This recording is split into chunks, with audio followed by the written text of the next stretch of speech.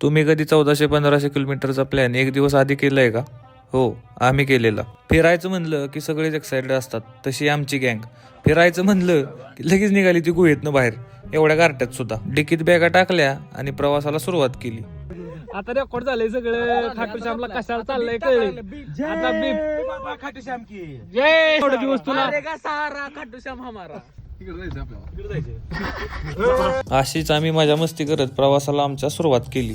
हा प्रवास खूपच लांब जाणार होता, त्यामुळे म्हणलं आधी हवा वगैरे भरून घेऊ गाडीमध्ये आणि नंतर मागचा पुढचा न विचार करता आम्ही 10 रुपयाची स्मूथ पिलो आणि मजा मस्ती करता करता कधी पहाटेच्या 4 झाल्या आम्हाला समजलंच नाही. आम्ही एक तर रात्री 9 वाजता निघलेलो. बोलायचं नाही. वन साइड 400 मारले. वन साइड 400 मारले. One side 400. अजून 100 4 वाजले ते. अजून 100-150 तटत नाही. कसाच तटत नाही. त्यात मागची गँग हळूहळू शटडाऊन व्हायला लागलेली सगळीच, पण आमची काय मस्ती थांबायचं नाव घेत नव्हती. खोटे बोलायचं नाही.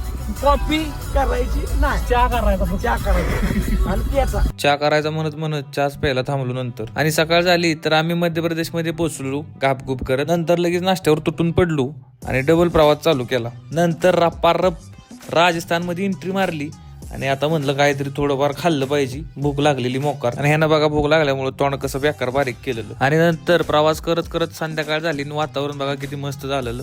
नंतर आम्ही फायनली मग खाटू श्यामला पोहोचलो आणि आता तुम्हाला मी खाटू श्यामचं मंदिर नेक्स्ट पार्ट मध्ये दाखवतो. Bye bye.